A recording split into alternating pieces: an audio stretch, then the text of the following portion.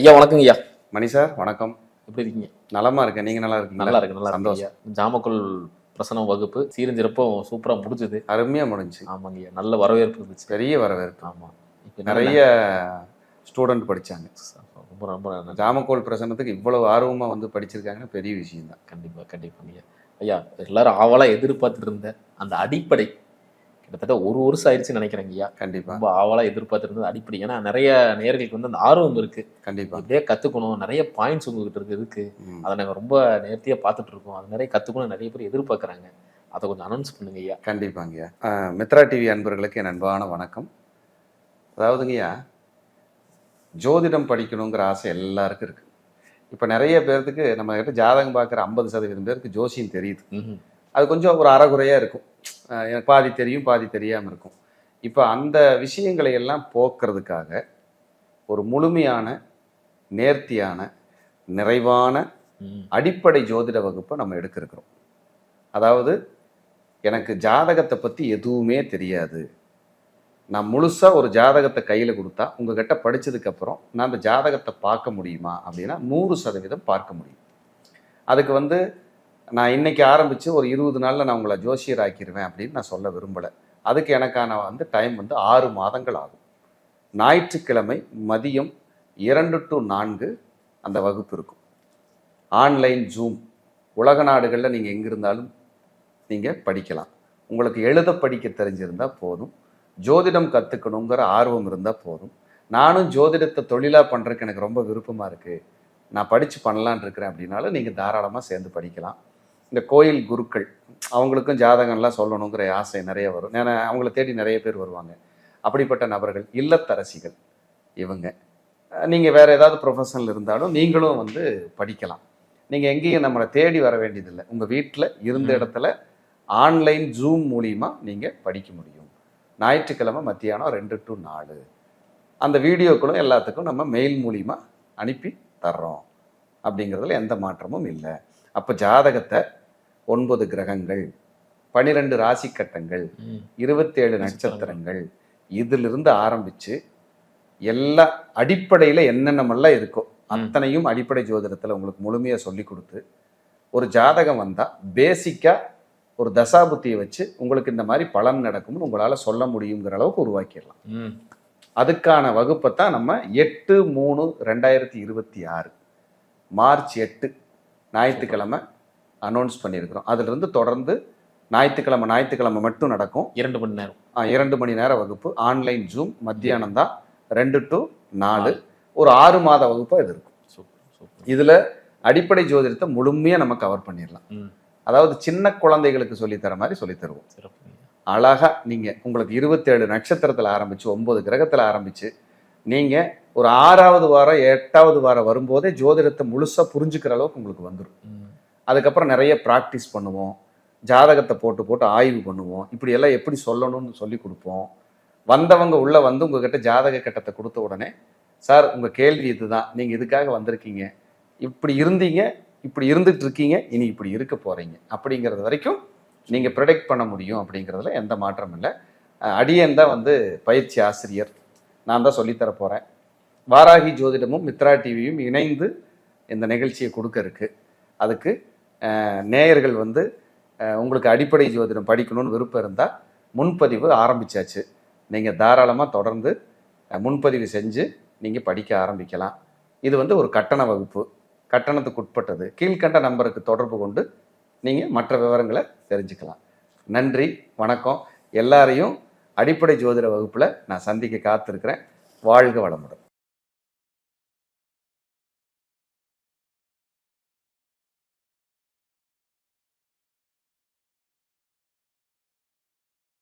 ஐயா வணக்கம் ஐயா. மணி சார் வணக்கம். ஐயா, நீங்கள் நம்ம பார்க்கக்கூடிய எண் 9ஆம் எண், செவ்வாயின் ஆதிக்கம் கொண்ட எண். அதாவது 9ஆம் தேதி, 18ஆம் தேதி, 27ஆம் தேதி பிறந்தவங்களோட பலனை கொஞ்சம் சொல்லுங்க. அவங்க வாழ்வாதாரம் எப்படி இருக்கும், பொருளாதாரம்ல எப்படி இருக்கு அப்படின்னு சொல்லுங்க. கண்டிப்பாக. செவ்வாயினுடைய ஆதிக்கம் கொண்ட 9, 18, 27 அப்போது இவங்க முழுக்க செவ்வாயினுடைய கட்டுப்பாட்டுக்குள்ளே வந்துடுறாங்க. இவங்களுடைய நேச்சர் அப்படின்னு பார்த்தீங்கன்னா ஃபஸ்ட்டு வந்து வேகம், விவேகமெல்லாம் கிடையாது. வேகம் தான். எடுறா வண்டியை தூக்குறாவனை, இதெல்லாம் செவ்வாய். அப்போ போல்டு, வீரியம், தைரியம், பராக்கிரமம் இதெல்லாம் இவங்களோட கூடவே பிறந்தது. ஒல்லியா இருப்பாங்க, ஆனா 9ஆம் தேதி பிறந்திருப்பாங்க. அவனை பாரு இன்னைக்கு என்ன பண்றேன்னு பேசுவாங்க. இதெல்லாம் செவ்வாய். குழந்தைய மிரட்டும் போது கூட 2 பொழந்துருவேன் அப்படிம்பாங்க. செவ்வாய் தானே ஆயுதம். இப்படியே மிரட்டுவாங்க. அது நாளைக்கு வந்து முன்னாடி நின்று பேசுமா. அந்த செவ்வாய்க்கு இதுதான் தெரியும். வெட்டி போடுவேன். குடலை உருகாம விட மாட்டேன். குழந்தைய பேசும்போது குடலை உருகாம விட மாட்டேன். மடிச்சு பேக் பண்ணிடுவேன் ஜாக்கிரதை. அப்ப இதெல்லாம் செவ்வாயோடைய ஆளுமை அப்படிங்கிறது. செவ்வாய்னாலே முருகக் கடவுள். அவர் சாதாரண ஆளா? போர் புரிந்தவர், கோபம் கொண்டவர். அம்மா அப்பாவை போயாண்டு போயிட்டார்ல, பழனி மலை மேல உட்காந்துட்டு என் நாடு என் வீடு எனக்கென்று ஒரு மக்கள் தேவைப்படுவோர் எல்லை எல்லோரும் அங்கே வந்து சந்திங்கள்ட்டாரு. அவரும் இப்படி 9ஆம் தேதி பிறந்தாலும் அப்படித்தான். அவன் ஒரு ஆள், நான் அவனை போய் நான் பார்த்துட்டு இருப்பேனப்பா, தேவைப்பட்டா வர சொல்லுப்பா, அப்படியெல்லாம் போய் பார்க்கணும்னு அவசியம் இல்லைப்பா. ஒரு நிமிடத்துக்கும் குறைவான நேரத்தில் வார்த்தைகளால் கொள்வது செவ்வாய். ஆனா மனசுல எல்லாம் ஒண்ணும் கிடையாது. வெள்ளச்சோளம் ஒண்ணுமே கிடையாது. மனசு வந்து நல்ல தெளிவான மனசு. பழி வாங்குறது இதெல்லாம் தெரியாதுங்க. ஸ்பாட்ல கேட்டுறது, ஸ்பாட்ல காயப்படுத்திடுறது, ஸ்பாட்ல போட்டு தெளிகிறது. இது செவ்வாய்க்கு அது பிடிக்கும். அம்மா அப்பா அண்ணன் தம்பி பொண்டாட்டி புருஷன் மகன் மகள் உறவுகள் நண்பர்கள் யாரையும் பார்க்காது. வார்த்தைகளால கொன்னுட்டு தான் வேற வேலை பார்க்கும். நீ இனிமேல் என் மூஞ்சில முழிக்காத, இனி என்னை பத்தி பேசாத, என் வீட்டு வாசலை தொடாத, என் கிட்டையே வந்து நிக்காத, நான் செத்தா கூட வராத அப்படின்னு செவ்வாய். கரவுத்தம் இல்லாம வாய்ப்பே இல்லை. 5 நிமிஷம் கழிச்சு யோசிக்கும் படுத்துக்கிட்டு, ஐயோ தேவையில்லாம பேசிட்டோமே, பாவம் அவன் என்ன செய்வான், நமக்காக நிறைய செஞ்சிருக்கானே, அப்புறம் போட்டுட்டு லிஸ்ட் எடுத்து உட்கார்ந்துட்டு இருக்கும். அப்ப இது எதுக்கு தேவை? அப்ப வேகத்தினால் இவர்கள் அழிந்து போகிறார்கள். அந்த மன்னிப்பு கூட கொஞ்சம் வீராப்பா. ஆமா, கோபத்தினால் அழிஞ்சு போயிடுறாங்க, தன்மானத்தினால. அப்ப இவங்க எப்படி இருக்கணும்? அதுக்காக கோபப்படாமல இருக்க முடியும். கோபம் எல்லா இடத்துலையும் காட்டினா மரியாதை இருக்காது. எல்லா இடத்துலையும் கோபத்தை காட்டுங்க. நாய்க்கு கூட கோபம் வரும், கல் எடுத்து போட்டீங்கன்னா. அதுக்கு என்ன மரியாதை இருக்கா என்ன? அப்ப என்ன பண்ணலாம் அப்படின்னா, இவர்கள் கோபத்தோடு எழுகிறவன் நஷ்டத்தோடு அமர்வான். இதை நம்ம அடிக்கடி சொல்றோம். அப்ப செவ்வாயினுடைய ஆதிக்கம் கொண்ட இந்த எண்காரங்க கோபப்படாம இருக்கு. சூழ்நிலையை புரிஞ்சுக்குங்க. ஃபர்ஸ்ட் என்ன பேசலாம், என்ன பண்ணலாம், என்ன பண்ணா நம்ம லைஃபுக்கு வந்து பிரச்சனை வரும், என்ன பண்ணலைன்னா நம்ம நிம்மதியா இருப்போம்னு தெரிஞ்சுக்கிட்டு மூவ் பண்ணுங்க. ஒரு விஷயத்தை காதுல கேட்ட உடனே முடிவெடுக்காதீங்க, விசாரிச்சு முடிவெடுங்க. ஒரு விஷயத்த சொன்ன உடனே ஓகே சொல்லாதீங்க, விசாரிச்சுட்டு யோசிச்சுட்டு கலந்து ஆலோசிச்சுட்டு அப்புறம் செய்யுங்க. ஏன் கலந்து ஆலோசிக்க மாட்டேங்கிறாங்க? அதை யார் சொன்னாலும் கேட்க மாட்டாங்களே, அவனுக்கு என்ன தெரியும்ட்டு போயிடுவாங்களே. வீடே பாருங்க, ஒரு வீடை கட்ட சொல்லுங்க செவ்வாய் ஆதிக்கம் கொண்டவங்கள, வாஸ்து இருக்கு அதெல்லாம் அப்புறம் தனக்கு பிடிச்ச மாதிரி கட்டிக்குவாங்க. யாராவது வந்து இந்த ஜன்னல் இங்கே வரக்கூடாதுங்களே அப்படின்னா, ஆமாங்க மாத்திக்கலாமுங்க அப்படின்ட்டு அவங்க போனதுக்கு அப்புறம் இவனுக்கு இது தேவையா? வந்தான்னா வீட்டை பார்த்துட்டு போக வேண்டியதானே, ஜன்னல் அங்க இருக்கு, சம்சாரம் இங்க இருக்குன்னு இவனுக்கு இது தேவையா அப்படின்னு விமர்சனம் பண்றது செவ்வாய் தான். டக்குன்னு இவங்களுக்கு மட்டும் நீங்க அட்வைஸ் மட்டும் ஆகவே ஆகாது. இப்படி பண்ணாதப்பா, அப்படி பண்ணுப்பா, நீ போய் முதல்ல ஒழுக்கமா வாழுப்பா, அப்புறம் நீ எனக்கு சொல்லுப்பாம்பாங்க. இது நமக்கு தேவையா?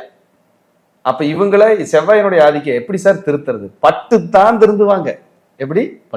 பட்டுத்தான் திருந்துவாங்க, வேற வழியே இல்லை. ஆனா செவ்வாயினுடைய ஆதிக்கத்துல கொண்டவங்க முதன்மையா இருப்பாங்க. இவங்க முடிவுக்காக காத்து கிடப்பாங்க. எல்லாரும் இவங்க சொன்னா எல்லாம் ஒபே பண்ணுவாங்க. இவங்க நாலேஜ் சொன்னா கரெக்டா இருக்குன்னு நம்புவாங்க.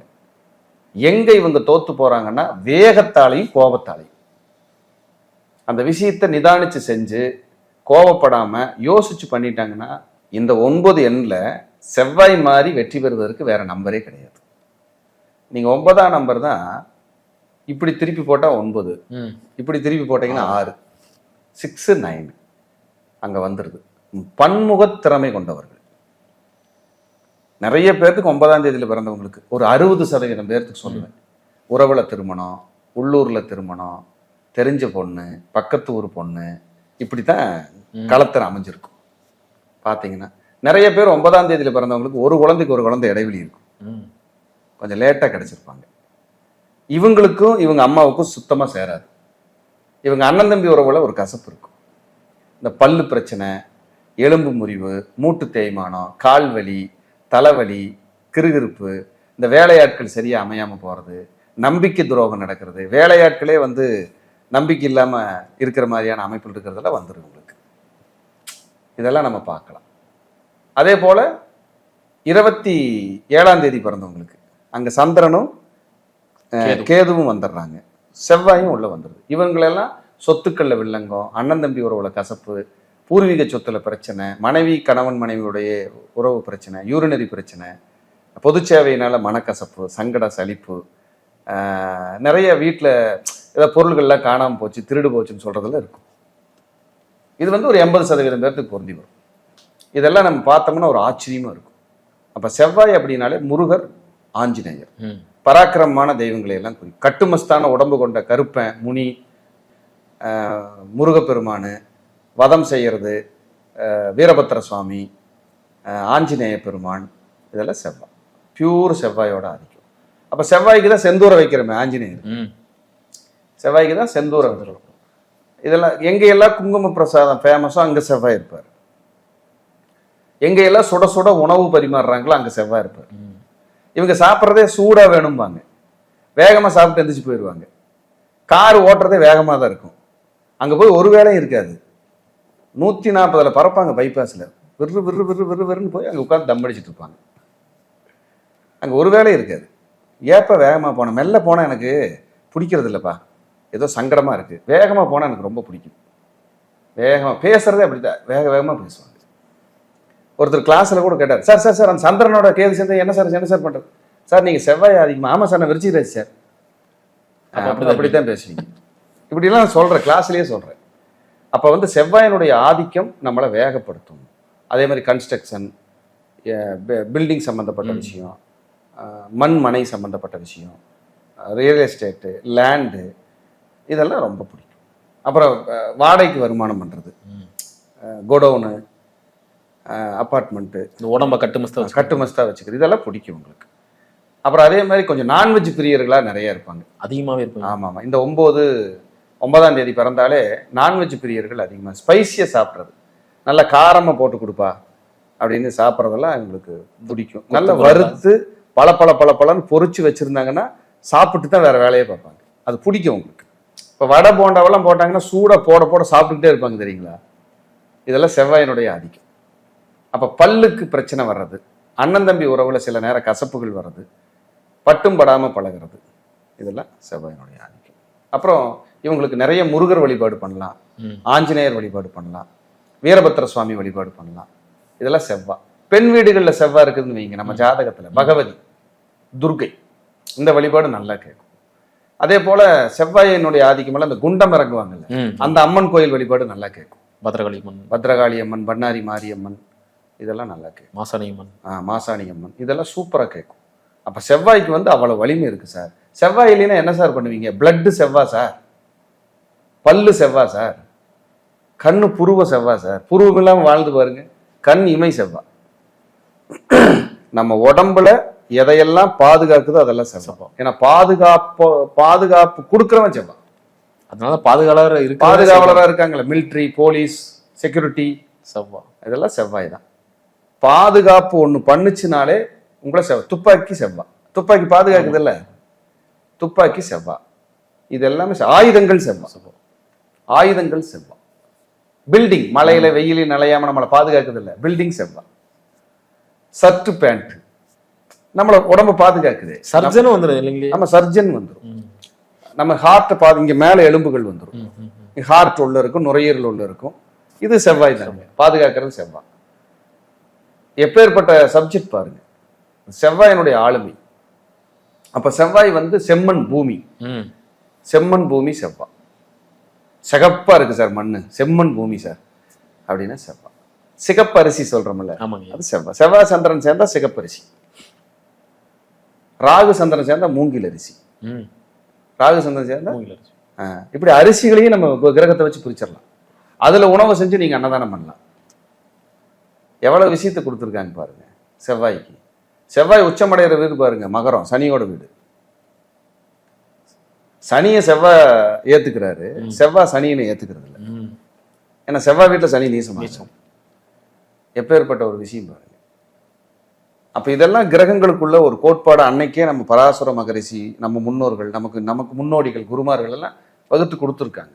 அதெல்லாம் டைமிங்ல இருப்பாங்க நீங்க. பர்ஃபெக்ஷன் இங்க பாருங்க, கட் அண்ட் ரைட், பர்ஃபெக்ஷன், தான் நான்கிற எண்ணம், கரெக்டுனா கரெக்டு, தப்புனா தப்பு, எவனை நம்பி நான் இல்லை, நான் இப்படித்தான் இருப்பேன், இஷ்டம் இருந்தாவா, இல்லைன்னா போயிட்டே அது, நீ எல்லாம் ஒரு ஆளா, நான் யார் தெரியுமா, என் ஸ்டேட்டஸ் தெரியுமா உனக்கு, இதெல்லாம் செவ்வா.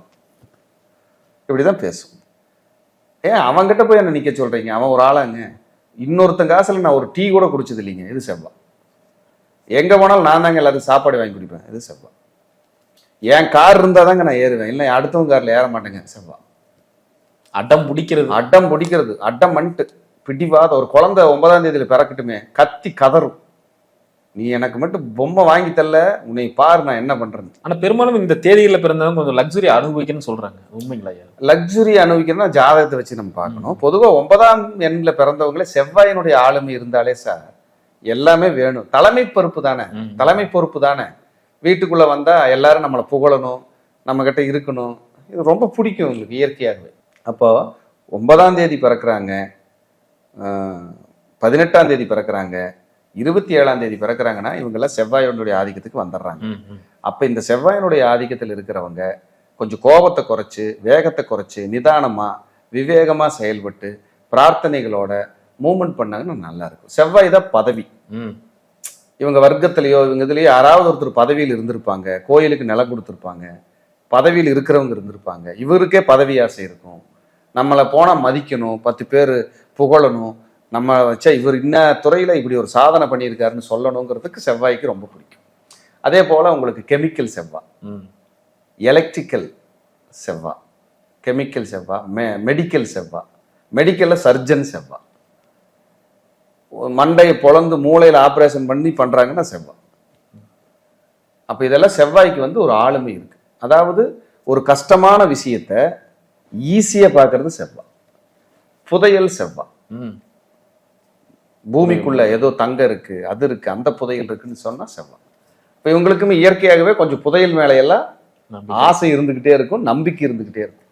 எங்க அந்த காலத்துல எங்க பாட்டனார் தோட்டம் இருந்தது, அங்க புதையல் இருக்குன்னு இப்ப வரைக்கும் சொல்லிட்டு இருக்காங்க, அது உண்மையா கூட இருக்குமோன்னு கூட இவங்களுக்கு தோணும். அப்ப இவர்கள் வழிபட வேண்டிய கடவுளாக முருகப்பெருமானையும், அது குறிப்பா மலைமேல் இருக்கிற முருகப்பெருமானையும் ஆஞ்சநேயரையும் மானசீகமாக வழிபடலாம், வீரபத்ர சுவாமியும் வழிபடலாம். வழிபட இவர்களுக்கு வாழ்க்கையில் வளம் பெருகி முன்னேற்றத்தை நோக்கி பயணிப்பார்கள் என்பதை இந்த நல்ல நேரத்திலே சொல்லிக்கொள்ள ஆசைப்படுகிறேன். 1, 2, 3, 4, 5, 6, 7, 8, 9 வரைக்கும் பிறந்தவங்களுடைய தேதி எண்களை நம்ம சிறப்பாக பேசி கொடுத்துருக்கிறோம். எல்லாருக்கும் இது பிரயோஜனமா இருக்குன்னு நம்புறோம். மீண்டும் ஒரு நல்ல பதிவில் சந்திக்கிறேன் சார். நன்றி சார், வணக்கம் சார். நன்றிங்க.